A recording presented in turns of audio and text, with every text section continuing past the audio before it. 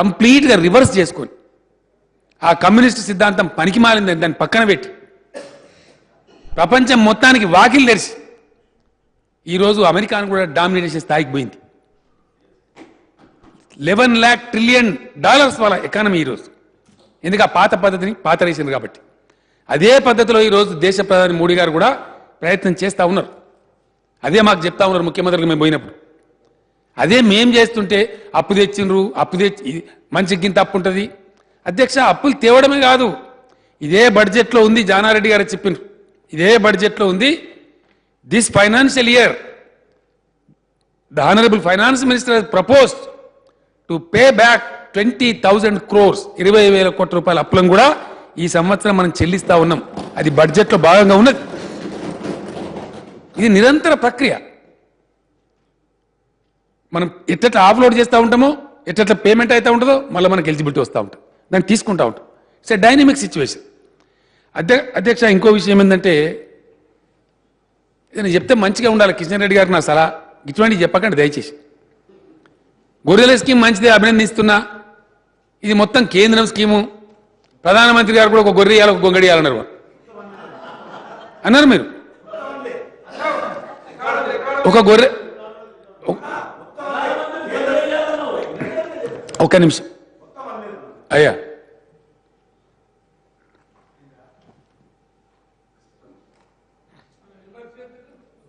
మొత్తం అనలేదు. కేంద్ర ప్రభుత్వం కూడా ఈ స్కీమ్లో కొంత ఫైనాన్స్ రుణం ఇస్తున్నది మీకు. ఇది కేంద్ర ప్రభుత్వానికి కూడా కొద్దిగా డబ్బు ఇస్తున్నదని చెప్తే కొంపయములు ఇందన్నది తప్ప నేను మొత్తం కేంద్ర ప్రభుత్వ స్కీమ్ అనలేదు. మీరు రికార్డు చూడండి. అధ్యక్ష, నన్ను అనేదా భావించద్దండి. ఇందులో ఒక ఏకాన కూడా కేంద్ర ప్రభుత్వం లేదండి. ఏకాన కూడా. ఇది 100% రాష్ట్ర ప్రభుత్వం తన సొంత డబ్బుల నుంచి, తన సొంత బడ్జెట్ నుంచి యాదవ సోదరుల అభివృద్ధి కోసం యాదవ సోదరులు 20,000 కోట్ల రూపాయల సంపద 2.5 సంవత్సరాలలో సృష్టించడం కోసం 75% సబ్సిడీ మీద ఇస్తున్న స్కీమ్ ఇది. I said it. గవర్నర్ రాలని చెప్పిన అధ్యక్ష. అయినా వారు గమనంలోకి తీసుకోకుండా, నా ఒకటే ప్రార్థన, నేను వేరే అంటలేను, వాస్తవాలు మాట్లాడదాం. ఎస్, ఉన్నట్టు మాట్లాడదాం. ఇప్పుడు వారు ఫైనాన్స్ మినిస్టర్ గారు చెప్పిండ్రు, చెప్తే మన చిన్నారెడ్డి గారు గౌరవనీయులు వారు నాకు మిత్రులు వెటకారం చేస్తున్నారు. ఎర్రజొన్నలు, సన్న బియ్యం, చేప పిల్లలు, గొర్రె పిల్లలు. చేప పిల్లలు, గొర్రె పిల్లలు దాని మనుషులు గారు అధ్యక్ష. పోల్ట్రీ రాజేంద్ర కోడి పిల్లలు, కొందరు పేపర్లు అడ్డం పెట్టుకుని నవ్వుతాను. అధ్యక్ష, రాజేందర్ గారు తన ధోరణిలో తాను చెప్పిండు. కానీ today Telangana occupies more than 30%, 33% of poultry production of India. Telangana also occupies more than close to 40% of pharma production of India. ఇట్లా అనేక రంగాలలో ఉన్నటువంటి వాటిని తీసుకొని తప్పకుండా ఆర్థిక మంత్రి గారు వారి బడ్జెట్లో ప్రతిపాదించారు. అర్థవంతమైన చర్చలు చేయండి. Yes, we are ready. మంచిది చెప్పండి, తీసుకుంటాం. కానీ అప్పు చేస్తే తప్పన్నట్టు అది ఇవి కూడా గిట్ల అధ్యక్ష. కరెంటు విషయంలో కరెంటు వాస్తవం అండి. మీరు ఫెయిల్ అయిన అట్టర్ ఫ్లాప్ అయిన, మేము అట్టర్ సూపర్ సక్సెస్ అయినాం. వాస్తవం కాదా? మీరు చెప్పేది మేము చెప్పేది దేశం చెప్తున్నది. మేము పెట్టిన సంస్థల మీద వస్తుందని జానారెడ్డి గారు అంటాడు. యాడి అండి మీరు పెట్టి సింగరేణి? అయ్యా, నేను వాస్తవం చెప్తా ఉన్నా అధ్యక్ష. సింగరేణిలో ఇలా నా ప్రిన్సిపల్ సెక్రటరీగా ఉన్నప్పుడు నరసింహరావు సింగరేణి ఎండీగా ఉన్నప్పుడు నేను అపాయింట్ చేయించిన అధ్యక్ష. అప్పుడు నేను కేంద్రంలో మంత్రిగా ఉండి ప్రధానమంత్రి మోడీ గారికి చెప్పి, మన అప్పుడున్న మన్మోహన్ సింగ్ గారికి చెప్పి రిక్వెస్ట్ చేసి వారిని అపాయింట్ చేసి తర్వాత నేను చెప్పిన, రేపటి నాటికి విభజన ఖచ్చితంగా జరుగుతుంది. ఎవరు నమ్ముతున్నారు, ఎవరు నమ్ముతారు, కానీ నేను నమ్ముతున్నా. విభజన అయినాడు పనికొస్తుంది నరసింహరావు, మీకు సింగరేణి దగ్గర డబ్బులు ఉన్నాయి, నువ్వు పెట్టు ప్రతిపాదన తీసుకురా, నేను కేంద్రంలో పర్మిషన్ ఇప్పిస్తా అని చెప్పి ఆనాడు జటాయించి, అధ్యక్ష కోల్ ఇండియా వాళ్ళు మీ సింగరేణి మీకు ఇయ్యం, నిర్ణయించేది మినిస్ట్రీ ఆఫ్ కోల్ ఇండియా అంటే నాకు దగ్గర మిత్రుడు, ఆయన కూడా కష్టపడి సాధించినోడు శిబు సోరెన్ గారు కోల్ మినిస్టర్గా ఉండే అధ్యక్ష. అక్కడ శిబు సోరెన్ గారిని గదవ పట్టుకొని మాకు ఇటువంటి అవసరం ఉందని చెప్తే వారి దయతో క్లియరెన్స్ ఇస్తే వచ్చినటువంటిది ఇలా సింగరేణి 1200 మెగావాట్ల పవర్. మేము పెట్టినాము, మేము పెట్టిన దాని మీద మీరు అంటున్నారు, మీరు ఉన్నారు ఇన్సిడెంటల్, మీరు గవర్నమెంట్లో ఉన్నారు, కానీ కథ మీకు తెలియదు, దాని వెనక జరిగిన ప్రయత్నం మీకు తెలియదు. నేను పోయే అధ్యక్ష పరకాల కాడ భయంకరమైన సభ తమరే ఆర్గనైజ్ చేసింది. 40-50 వేల మంది సభ పెడితే ఆనాడున్న ముఖ్యమంత్రి రాజశేఖర రెడ్డి ఇచ్చింది 100 మెగావాట్లకు ఇచ్చిన అధ్యక్ష. తర్వాత దాని పెద్ద యుద్ధం చేసి ఇక్కడ పిటేడు కోల్ అని చెప్తే ఆనాడు టీఆర్ఎస్ పార్టీ కొట్లాడితే ఉద్యమ ఉధృతికి తట్టుకోలేకపోయినటువంటి project KTPP Kakatiya thermal project Bhupalpally. ఇక మేము చేసిన దాని మీద మీరు పెట్టినట్టు ఎవరు చేసినారో ప్రజలకెరక, ప్రజలు ఉన్నారు అక్కడ, అందరు ఉన్నారు. నా రిక్వెస్ట్ ఒకటే అధ్యక్ష, కొత్త రాష్ట్రం డెఫినెట్గా ఒక పద్ధతిగా దీన్ని తీసుకొని ముందుకు పోతున్నాం. రెండవది బడాయి బడ్జెట్ మంత్రి గారు చెప్పిన అధ్యక్ష పెద్ద లిస్టే చదివారు. ఆల్వేస్ ఒకటి ఉంటుంది అధ్యక్ష, ఇందుకు ప్రజలకు తప్ప సంగీతం పోయింది కాబట్టి పోవద్దని నేను చెప్తా ఉన్నాను. బడ్జెట్ ప్రవేశపెట్టే విధానం ఎట్లా ఉంటుందంటే మొత్తం ఇండియాలో ఉండే 29 రాష్ట్రాలకు ఇదే కథ, ఈవెన్ గవర్నమెంట్ ఆఫ్ ఇండియా కూడా ఇదే కథ. జానారెడ్డి గారు చాలా సంవత్సరాలు పనిచేసిన మంత్రి, వారికి తెలిసే విషయం. ఖచ్చితంగా ఆర్థిక వ్యవహారాలు చెప్పేటప్పుడు బడ్జెట్ ఎస్టిమేట్ బడ్జెట్లో సమర్పించేది BE, end of the financial ఇయర్లో శాసనసభకు మళ్ళీ సమర్పించేది రీఅప్రాప్రియేషన్ కోసం ఆర్ఈ, రివైజ్డ్ ఎస్టిమేట్. యాక్యురేట్గా ప్రతి రూపాయి లెక్క ఉండదు. ఎప్పుడు బడ్జెట్ ప్రవేశపెట్టినా 15 to 25% అంటే ఆర్ఈ అనేది the reach of the budget ఎక్కడికి ఉంటుందని చెప్తారు.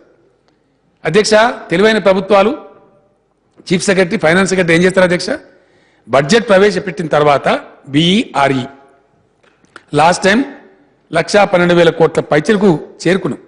వాస్తవానికి మేము అనుకున్న 1,07,000, కానీ 1,12,000 కోట్లు దాటి.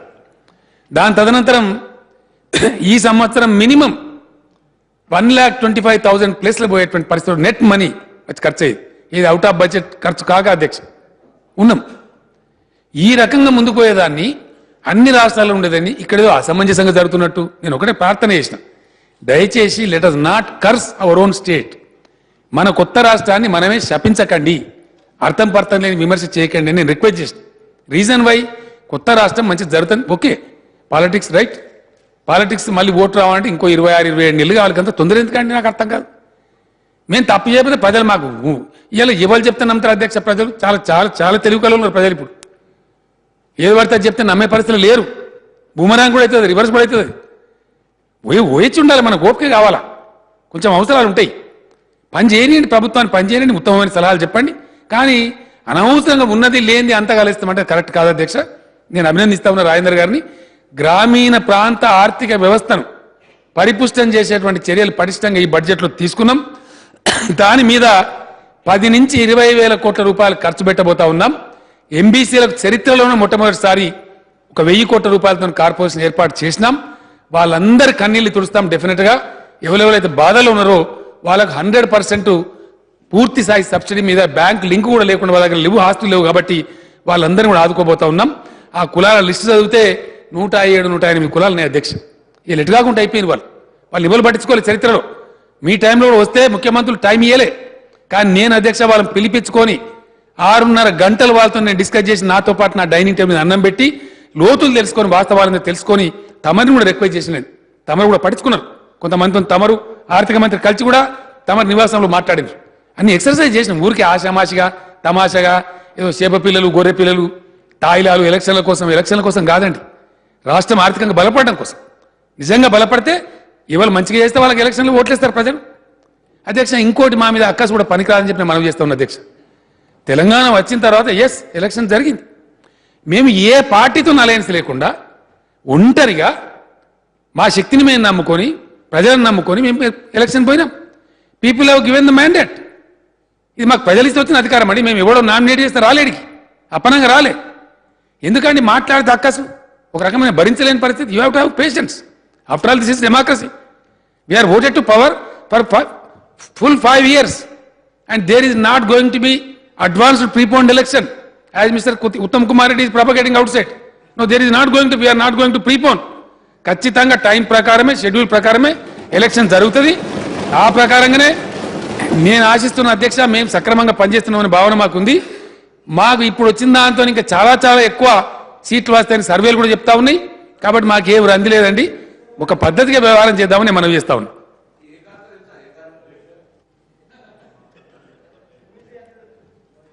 అధ్యక్ష, ముఖ్యమంత్రి గారు, ప్రభుత్వం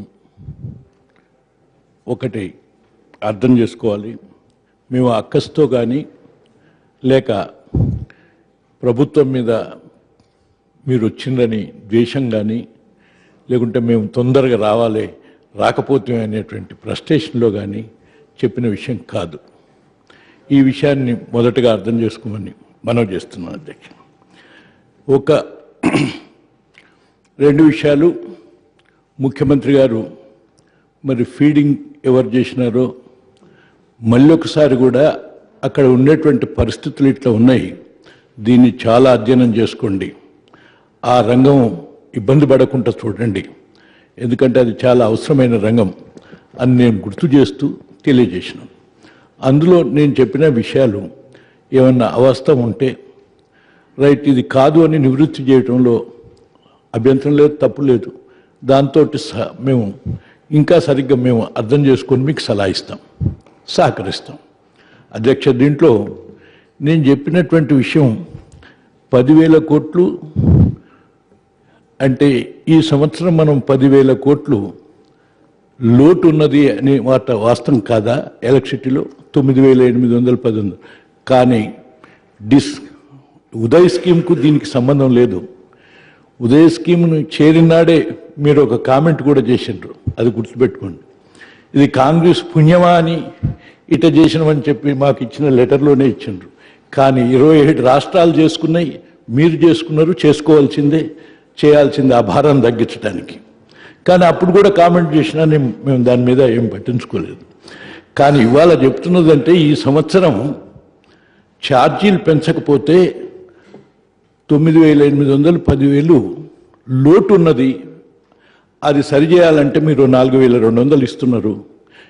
ఇప్పుడు ఇంకొక 6,000 కోట్లు అవసరం పడుతుంది. అది సబ్సిడీని పెంచుతారా?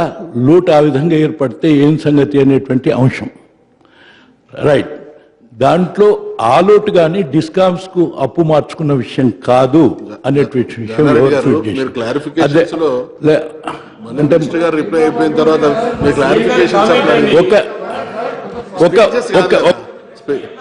స్పీచెస్ కాదు కదా.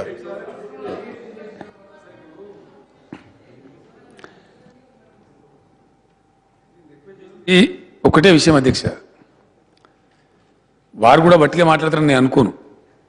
వారికి కూడా ఎవరో సమాచారం ఇచ్చి ఉంటారు, కాకపోతే దురదృష్టం ఏంటంటే వారికి తప్పుడు సమాచారం ఇచ్చారు, అది బాధ. అధ్యక్ష, మేము 12,000 కోట్ల రూపాయలు 2 డిస్కమ్లకు ఉన్నటువంటి లోన్ను, ఆ స్కీమే అట్లాంటిది, కేంద్ర ప్రభుత్వం పెట్టింది అట్లా తీసుకున్నాము. తద్వారా డిస్కమ్లకు వచ్చిన వెసులుబాటు ఏంటంటే ప్రయాణం 8,220 చిల్లర కోట్లు ఇంట్రెస్ట్ పే చేసే భారం వాళ్ళకి తగ్గింది. 890 కోట్లు ఇంట్రెస్ట్ వాళ్ళు ఏదైతే పే చేయాలో యాజ్ అగైన్స్ ద లోన్స్, ఆ భారం తగ్గింది. అందువల్ల మమ్మల్ని అడిగింది వాళ్ళు, మీరు ఈసారి పెంచాలి ఈఆర్సీ అంటే నేను అందుకే ఒప్పుకోలేదు అధ్యక్ష. మీకు ఈ భారం తగ్గించినాము, మీ లోన్లన్నీ తీసుకున్నాము, ప్రజల మీద ఇంకా భారం వేయడానికి కుదరదు, మీరు మేనేజ్ చేయండి అని చెప్పినాం. ఎక్స్పాన్షన్ మీకు ఇచ్చిన సమాచారం ఏదై ఉంటుందంటే ఒక్కొక్కటి నిమిషం సార్, ఒక్కటే నిమిషం, మీకు నా ఉన్న సమాచారం తమకు చెప్పాలని చెప్తున్నాను, నా వేరే ఉద్దేశం లేదు.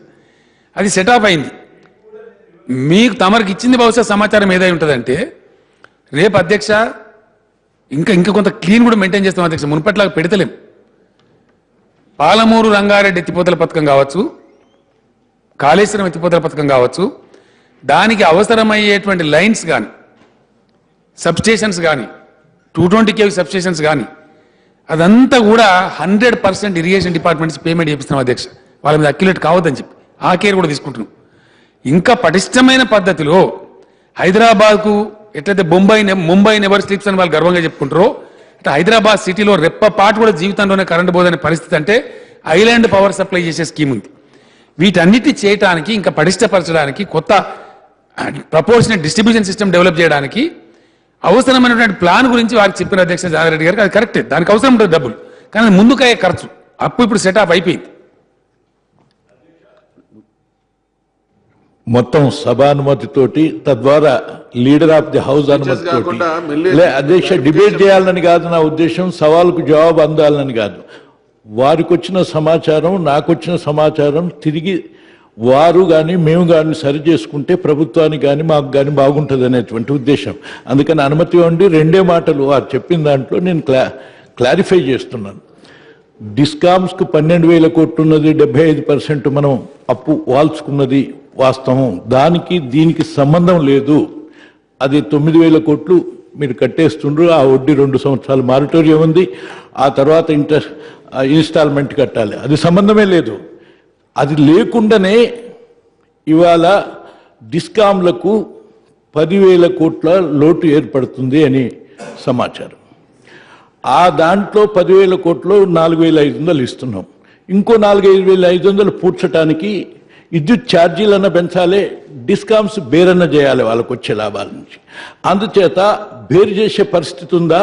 ఆ విధంగా లోటు పెరిగితే ఛార్జీలు వేస్తారా ఏరా అనే ఆందోళన ఉన్నది. అది లేకుంటే ప్రభుత్వం ఇవ్వాల్సి వస్తుంది. అదొక లోటుని ఎట్లా భర్తీ చేస్తారు అనే విషయాన్ని చాలా చక్కగా మీకు వివరించినాను. అది మీకు ఫీడ్ చేసిన వాళ్ళు. నెంబర్ 2, కారిడార్ విషయంలో అధ్యక్ష, మీరు 2,000 బుక్ చేసుకున్నందుకు అభ్యంతరం చెప్పలే. 2,000 చేసుకున్నారు, తప్పదు కావాలని. కానీ ఇప్పుడు 1,000 వాడుకోవటానికి వీలుంది. ఇప్పుడు 1,000 కొరకే. 2,000 కూడా వాడుకుంటే అభ్యంతరం లేదు, 2,000 కూడా. కానీ ఒకవేళ 1,000 వాడకుంటే మనకు యూనిట్కి 45 పైసల చొప్పున తప్పనిసరిగా మనం ఛార్జ్ కట్టాల్సి ఉంటుంది క్యారిడార్కు, పవర్ గ్రిడ్కు. ఇది యథార్థమా కాదా అనేది మీరు తర్వాత తెలుసుకుంటే చెప్పేస్తే నేనే పేపర్లో మీ తరఫున మళ్ళీ ప్రకటన ఇస్తా, ఇది మాట్లాడింది ఈ విషయం కాదు అని. ఆ 45 పైసల చొప్పున మనం మళ్ళీ 1,000 తీసుకున్న దాకా కట్టాల్సి వస్తుంది. ఆ భారాన్ని పడకుంటుండాలంటే 2,000 తీసుకొచ్చుకోవాలి కరెంటు. ఎక్కడి నుంచన్నా? ఉత్తర భారతదేశం నుంచి. అది ఒక పడే ప్రమాదం ఉన్నది అని చెప్పినాను. That is my point. రెండోది ఏంటి, మన రాష్ట్రానికి కరెంటు అటాచ్ చేసినాక డిచ్చిపల్లి మహేశ్వరం దాకా రావటానికి ఒక 3-4 నెలలు ఆలస్యం పడితే ఆ 1,000 మొత్తం వాడుకోవటానికి అవకాశం ఉందా లేదా? వాడుకోకుంటే ఆ ఛత్తీస్గఢ్కి మనం ఫిక్స్డ్ ఛార్జీలు కట్టాల్సి వస్తుంది. అదొక నష్టం వచ్చే ప్రమాదం ఉన్నది అనేటువంటి అంశం. ఇంకొక 4,000 ఏంటి చెప్పినానంటే, మీరు డిస్కామ్లు సబ్మిట్ చేసిన ఏఆర్ఆర్లో 14, 15, 16 సుమారు ఒక నార్తనే ఒక సదర్నే 3,300 కోట్లు అప్పున్నట్టుగా మాకు వెబ్సైట్లో వచ్చింది. ఇంకో 600-700 నార్తుకుంటే 4,000 కోట్ల రూపాయలు నష్టం వచ్చింది. ఏది విద్యుత్ సేల్, వినియోగం అంటే అమ్మింది కొన్న దానిలో డిస్కామ్కు నష్టం వచ్చింది. అదొక 4,000 నష్టాన్ని ఇంకా తెలియజేయలేదు. అంటే ఈ విధంగా నష్టం ఇట్లా కంటిన్యూ అయితే విద్యుత్ రంగానికి ఇబ్బందికరం వస్తుంది. ప్రభుత్వం చాలా కేర్ఫుల్గా అంచనా వేసి సమీక్ష చేయండి అని ఇది నేను చెప్పింది. కానీ ఉదయ స్కీమ్లో తీసుకున్న దానికి దీనికి సంబంధం లేదు నేను చెప్పింది. ఉదయ స్కీమ్లో ఆటోమేటిక్ అన్ని రాష్ట్రాలు తీసుకున్నాయి, మీరు కూడా తీసుకున్నారు, చేయాల్సింది. ఎంబీసీ విషయం ఏంటంటే 113 కులాలు ఇవాళ బ్యాక్వర్డ్ అన్నాం. మోస్ట్ బ్యాక్వర్డ్ అంటే ఆ 113 కులాల్లో ఏరుకోవాలన్నా వద్దా? ఏరుకుంటే ఏరిందా లేదా? ఏరితే ఏ కులాలు నిర్ణయించిందా లేదా? ఆ నిర్ణయించితే ఆ కులాల జాబితా కదా ఇప్పుడు మనం ఇవ్వాల్సింది. అది ఎప్పుడు నిర్ణయం అవుతుంది? ఆ నిర్ణయం లోపల ఆలస్యం అవుతుంది. ఈ 1,000 రూపాయలు ఖర్చు పెడతారా లేదా? ఎంత 1,000 కోట్లు అనేటువంటి అంశం. ఇంత లోతైనటువంటి విషయాన్ని ప్రభుత్వానికి అందించి మీరు సరి చేసుకోవటానికి వీలుగా మేము చెప్పినాం, అంతే తప్ప వేరే కాదు. లాస్ట్ వర్డ్ ఒకటే అధ్యక్ష, ఏదైతే గొర్రెల కాపర్లకు కానీ మిగతా వాళ్ళకు కానీ ఇచ్చేటువంటిది మేము అభినందిస్తున్నాం, స్వాగతిస్తున్నామని చెప్పినాం. నా ఇల్లు ఇవ్వండి, కానీ ఇతర స్కీముల్లాగా అంటే ఇస్తామని చెప్పి దాన్ని మళ్ళా ఇవ్వటంలో మీ అంచనా తప్పు కాకుండా చూసుకోండి అని చెప్పినాం అని. మూడోది అధ్యక్ష, విజన్ లేదనేటువంటిది ఒకదానికొకటి మాట్లాడుకుంటూ కూడా ఉపయోగం లేదు. ఒక్క మాటలో చెప్తున్నాం. ఆస్ట్రేలియా సంగతి మన ఈటల రాజా, ఆస్ట్రేలియాలో ఎంత భూమి ఉన్నదో ప్రపంచంలో ఏ దేశంలో లేనంత భూమి ఉన్నది. తక్కువ జనాభా ఉన్నారు, ఎక్కడ చూసినా గొర్రెలు కాసుకోవచ్చు. కానీ మన భూమిలో ఎన్ని గొర్రెలు కాస్తామో అంచనా వేయండి. That's all. అక్బరుద్దీన్ గారు మీరు కూడా క్లారిఫికేషన్స్ ఉంటాయి ఇంకేది కంటిన్యూషన్ క్లారిఫికేషన్స్ రిప్లై. అధ్యక్ష,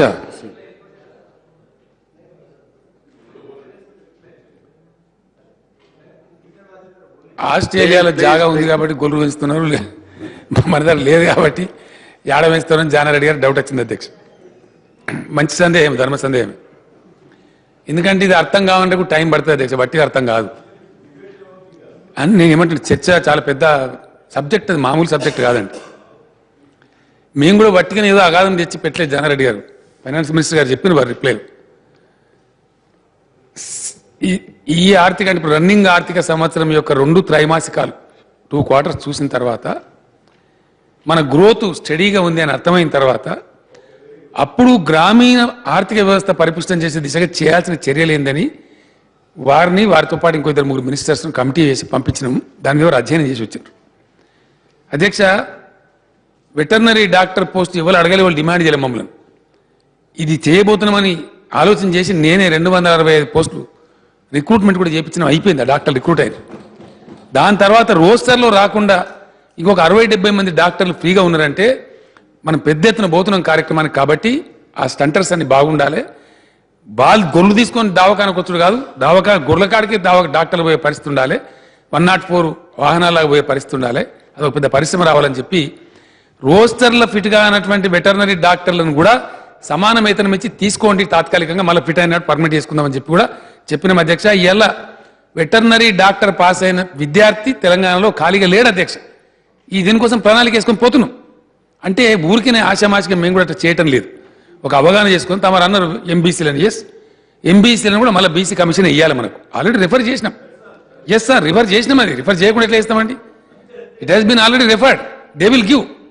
బీసీ కమిషన్ వాళ్ళే స్టాట్యూటరీ బాడీ అవుతుంటుందో వాళ్ళు ఇస్తారు. These are the MBC communities అని ఇస్తారు. అది కాకుండా అధ్యక్ష రాజేంద్ర గారు చెప్పిండ్రు, చట్టము జీవో దీనికంటే కూడా జీవితం ముఖ్యం అధ్యక్ష.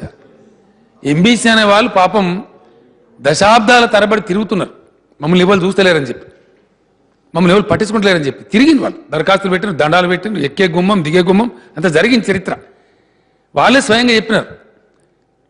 వాళ్ళ జాబితా ఇమ్మన్నాం. వాళ్ళు బుక్స్ రాసిన అధ్యక్ష, బుక్స్ ప్రింట్ అయినాయి, సమాజంలో పబ్లిష్ అయినాయి, పేపర్లలో కూడా అనేక వందల వేల వ్యాసాలు వచ్చినాయి. ఇవి నిన్న మొన్న కూడా వచ్చినాయి. ఈ స్కీమ్ అనౌన్స్ అయిన ధర్మిలా కూడా వచ్చినాయి. వాళ్ళు ఇలా కొంత సాంత్వన పొందిండ్రు, వాళ్ళు మంచి సంతోషపడ్డారు. నా ప్రార్థన ఏంటంటే ప్రధాన ప్రతిపక్షం కూడా ఇది మంచి పని చేసింది, మీరు చెయ్యండి, మేము కూడా మా సహకారం చేస్తామంటే వాళ్ళు కొంత సాంత్వన పడతారు తప్ప వాళ్ళు ఎవరు, వాళ్ళు ఎక్కడ ఉంటారు, వాళ్ళని గుర్తుపట్టినరా, అది కరెక్ట్ కాదని నేను నా రిక్వెస్ట్. తప్పకుండా 1000 కోట్ల రూపాయలు కూడా వాళ్ళకి చాలా నాకు తెలిసి ఇంకెక్కువ పోయే ఆస్కారం ఉంటుంది, డెఫినెట్ ఎక్కువ పోయే ఆస్కారం ఉంటుంది. దళితుల విషయంలో కూడా అధ్యక్ష మేము తెచ్చిన చట్టం గత చట్టం కంటే చాలా మంచి చట్టం ఇప్పుడు తయారైంది. ఈ సభలో తేబోతా ఉన్నాం. పనిష్మెంట్ ఉండాలని చెప్పి ఈ సంవత్సరం ఖర్చు చెప్తే క్యారీ ఫార్వర్డ్ చేసేటువంటి చట్టం కూడా త్వరలోనే నేనే మూవ్ చేయబోతామన్నా అధ్యక్ష. ఆ సందర్భంలో ఎస్సీ సప్లై ప్లానే లేదు కాబట్టి ఎస్సీ సప్లై ఉండదు కాబట్టి ఎస్సీ స్పెషల్ డెవలప్మెంట్ ఫండ్ కోసం యాక్ట్ కూడా రాబోతా ఉంది. పేద వర్గాల గురించి డెఫినెట్గా రిక్వైర్డ్ కేర్ తీసుకునే గవర్నమెంట్ ముందుకు పోతుందని నేను పెద్దలు జానారెడ్డి గారు తెలియజేస్తా ఉన్నాను అధ్యక్ష. అక్బరుద్దీన్ గారు ఈ క్లారిఫికేషన్స్ తోని రిప్లై చేస్తారు. Okay sir. ఇంకా అధ్యక్ష, ఇంకా ఫర్దర్ సమాచారం మీకు అక్కర్లేదనుకుంటా, దీన్ని ఏకగ్రీవంగా ఆమోదించాలని చెప్పి కోరుతున్నా అధ్యక్ష.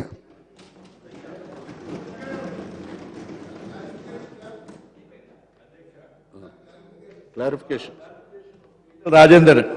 ఈటెల రాజేంద్ర గారిని, ఫైనాన్స్ మినిస్టర్ గారిని ఒక్క క్లారిఫికేషన్, ఎక్కువ క్లారిఫికేషన్ అవసరం లేదు. చాలా ఎక్కువసేపు ఇబ్బంది పెట్టదలుచుకోలేదు, మేము ఇబ్బంది పడదలుచుకోలేదు. ఓన్లీ థింగ్, మీరు ఇదేనా, నేను మళ్ళీ ఒకసారి కరెక్ట్ చేస్తున్నాను. 15-16 విషయమైనా మీరు 96,000 కోట్లు ఖర్చు పెట్టినరో 97 అని చెప్పింది, అంతే కదా. అది రాలేదు, కాగు రేపు వస్తుంది మార్చి నాడు 28 నాడు ఇస్తారు, అప్పుడు తెలుస్తుంది. నేను అడిగిన ప్రశ్న ఏంటంటే 96,000 కోట్లలో 73 కోట్లు మాత్రమే,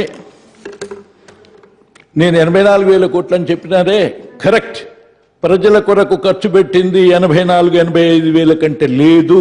ఇది మళ్ళీ ఒకసారి కాగ్ రిపోర్ట్ వచ్చినాక చెప్పండి. ప్రజల కొరకు 96 డిస్ట్రిబ్యూషన్ చేసినారు. కానీ ఇక్కడ వెబ్సైట్లో తీసుకున్న దాన్నే మీకు చెప్పినాను. 73 కోట్ల రెవెన్యూస్ వచ్చినాయి అన్నారు వాళ్ళు. ఆ తర్వాత మీరేమో 76 వచ్చినాయి అన్నారు. సరే, అది ఏమైనా కాగు చూసుకుంటుంది. 96 మీరు ఖర్చు పెట్టినరు. కొన్ని 96లో కూడా 5200 పైన ఇన్స్టాల్మెంట్స్ అవి తప్పసంగా బాకీ గట్టాయి. అవి పోతే నీ దగ్గర ఉన్నది 90,000 కోట్లు ప్రజల కొరకు పెట్టేది. 90,000 కోట్లలో నాన్ ట్యాక్స్లో 5-6 వేల డిఫరెన్స్ డిస్ప్యూట్ ఉన్నది. కాగేం చెప్తుందో మీరేం చెప్తారో చెప్పండి. అది పోతే 84-85 అంటే 85,000 కోట్లే ప్రజల కొరకు పెట్టింది. ఇదే వస్తుందని నేను ఆనాడు చెప్పింది. ఇవాళ కూడా లెక్కల్లో అదే అర్థమవుతుంది. 6,000 డిస్ప్యూట్ మీరు చెప్తే సరిపోతుంది. ఈ విషయాన్ని మీరు నాన్ ట్యాక్స్ 14,000 నుంచి 8,000 తగ్గించిందే నెక్స్ట్ ఇయర్కు. అదే 6,000 డిఫరెన్స్ ఎక్కడిది, ఎప్పుడు వచ్చింది, ఏంటిది అది చెప్తే మీ లెక్కలు ఉన్నట్టు. ఇంకా ఒక మాట చెప్పాలంటే only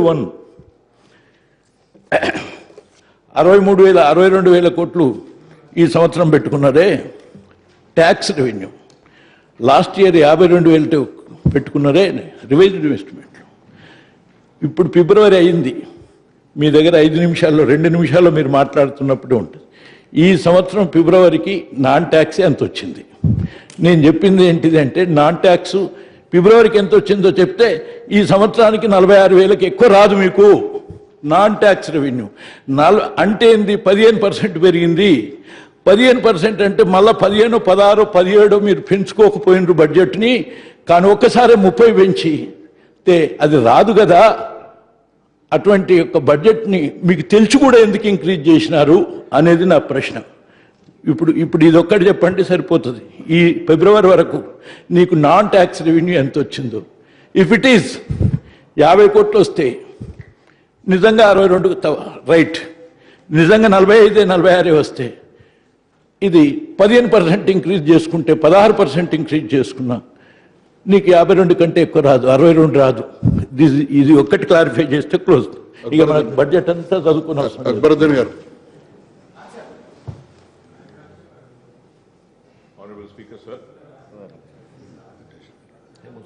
Honorable Speaker, sir. Sir, in my speech, I had mentioned few things, and those important issues have not been addressed or replied by Honorable Finance Minister Saab. So first, sir, my first clarification. Sir, I had requested, I had spoken about the Polavaram project, which has been declared as a national project by the central government. So, sir, I had requested the Honorable Chief Minister Saab to take an all-party delegation to the Prime Minister to prevail on him to declare Kaleshwaram project as a national project, sir. So for this, a reply has not been given, sir. So once again, I am requesting that, sir. Sir, I have also requested the government to constitute the first State Finance Commission of Telangana State as mandated by the constitutional amendment, sir. Sir, I may recall that the 73 constitutional amendment makes it mandatory for the state government to appoint a state finance commission for every 5 years to review the financial position of Panchayat Raj institutions, urban local bodies under the Article 2431 3I and Y and make recommendation the devolution of state taxes to the local bodies, sir.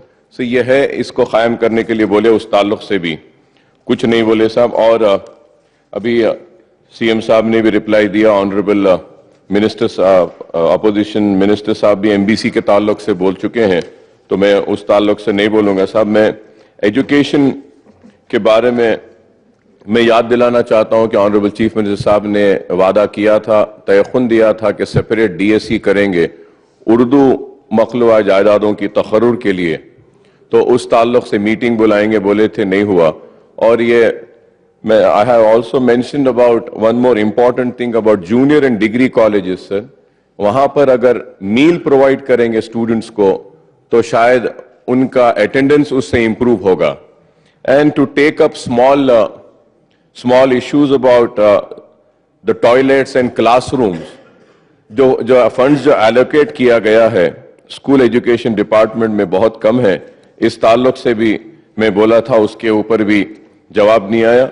और I had also requested about Charminar pedestrianisation project sir.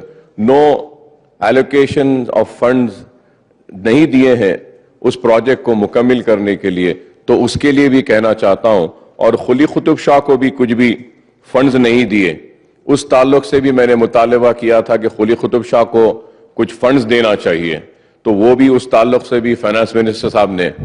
साहब मैं 2 minute में खत्म कर लूं साहब जी.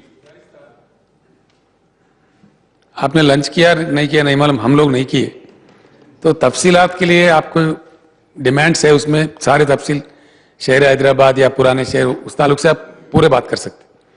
2-3 बातें अहम समझा मैं, आपको अंदर सुन, यहां भी सुन रहा था वहां भी सुन रहा था मैं. Delegation to honourable prime minister is a most welcome gesture. 100% हमें जाना है, हम लोगों को जाना बिल्कुल है. ऐसी कैटेगराइजेशन पे है, कुछ और चीजें भी है उसमें. साथ ही साथ जब हम ऑल पार्टी डेलीगेशन लेके जाएंगे, ये हमारा ये मसला भी एक नेशनल प्रोजेक्ट हमारे को अवार्ड करने का, जो आपने कहा बहुत ही अच्छी बात है रियासत के तरक्की के लिए. 100% will lead a delegation to the honourable prime minister. The honourable prime minister also has promised me that he will grant us time after the 5 state elections. Now that those elections are over, at any point of time, I will contact the Honorable Prime Minister's office. As and when they give the time, we will certainly proceed to Delhi in the shape of all party delegation. While going to Delhi, we will definitely take up this issue also. Thank you so much for the separate DSC for Urdu. I have already issued orders. I have signed the paper myself. I think they may be, Department of Education may be formulating a scheme kind of thing. It is under process. There is no worry, because that is the only solution to fulfill the Urdu teacher post, which you have shown a good way, good path. We will complete that. SFC के बारे में आपने कहा 2002 से लेके मुत्तहिदा आंध्र प्रदेश में भी SFC नहीं थे. अभी ये ऑर्गेनाइजेशन डिस्ट्रीब्यूट होना, ये होना वो इंटरस्टेट मामला है, अभी अभी सुलझ रहा है. कमलनाथन कमेटी क्लियर कर दिया है. जल्द से जल्द मेरे ख्याल से state finance corporation, SC ST corporation, minority corporation भी कायम किया जाएगा, जल्द से जल्द किया जाएगा.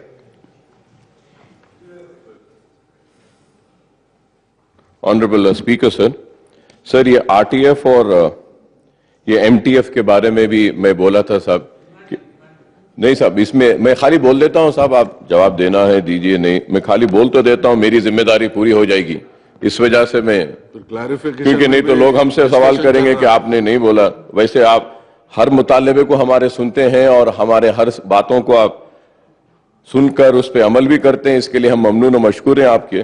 सर, ये RTF, और इसके लिए मैंने नेक्स्ट फाइनेंशियल ईयर से at least the RTF shall be release the same year and the MTF should be paid every month instead of one time lump sum. साहब, ये वीकर सेक्शंस और माइनॉरिटीज का बहुत मसला है. कैसा भी आप दे रहे हैं तो इसको इस तरीके से अगर दे दें तो इसमें काफी सहूलत होगी साहब. और ये लास्ट में साहब, मैं सिर्फ माइनॉरिटीज का ये आपसे चीफ मिनिस्टर साहब से दरखास्त करूंगा और उम्मीद करता हूं कि आप इस पे तवज्जो देंगे साहब, कि I would like to urge the honourable chief minister साहब to consider allocating additional funds of rupees 250 crores for minority welfare over the above budgetary allocation of rupees 1,250 crores in 2017 and 18. This will push the total allocation to 1,500 sir. क्योंकि अगर हम budget को देखते हैं, allocation जो इस साल हुआ है लास्ट ईयर से थोड़ा सा कम हो गया है साहब. तो हुआ है साहब, क्योंकि अब हम एडिशनल एलोकेशन दिए थे साहब बाद में 120 का, वो देने के बाद उस अमाउंट को लेते हैं तो ये कम हुआ है. मैं पूरी जिम्मेदारी से बोल रहा हूं साहब, 120 एडिशनल एलोकेशन लिए थे, इस वजह से मैं आपको बोल रहा हूं कि इस मर्तबा भी एक 250 एडिशनल एलोकेशन ले लेंगे तो साबिका से बढ़ जाएगा, 1,500 तक पहुंच जाएगा. क्योंकि आपकी नेकनामी है और हर वक्त आप बहुत ही मुसलमानों के साथ हर मसाइल को सुनते रहे हैं.